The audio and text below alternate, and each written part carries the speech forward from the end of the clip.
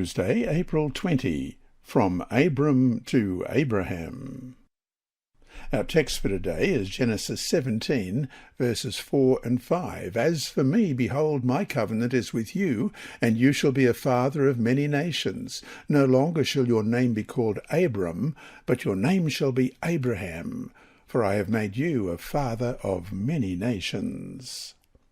Though the names of God come with spiritual and theological significance, such usage does not end with God alone. Names of people in the ancient Near East were not just meaningless forms of identification, as often they are to us. To name a girl Mary or Susie does not make much of a difference today. For the ancient Semites, however, human names came heavy-laden with spiritual significance. All Semitic names of people have meaning and usually consist of a phrase or short sentence comprised of a wish or an expression of gratitude on the part of the parent.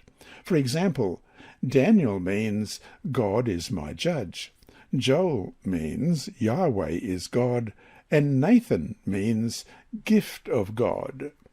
Because of the significance attached to names, names would often be changed to reflect a radical change in someone's life and circumstances.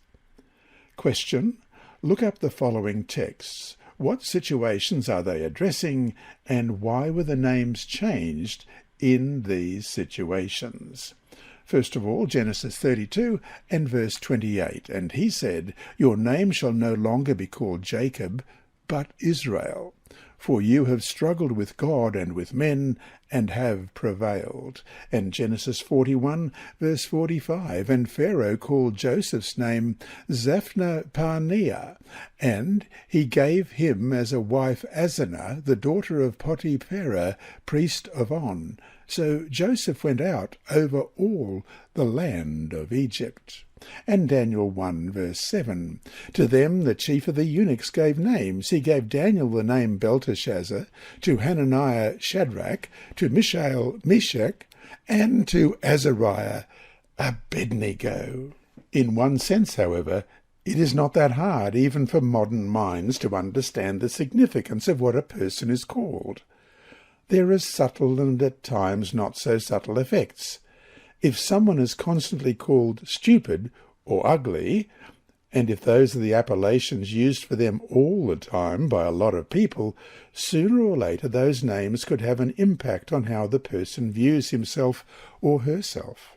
In the same way, by giving people certain names or changing their names, it seems possible to influence how they would view themselves and thus influence how they would act. With this in mind, it is not so hard to understand why God would want to change Abram to Abraham. Abram means father is exalted. God changed it to Abraham, which means father of a multitude. When you look at the covenant promise in which God says, I will make you exceedingly fruitful, and I will make nations of you, and kings shall come forth from you, in Genesis 17, verse 6, the name change makes more sense. Perhaps it was God's way of helping Abraham trust in the covenant promise, which was being made to a 99-year-old man married to an old woman who had up until this time been barren. In short, God did it to help increase Abraham's faith in God's promises to him.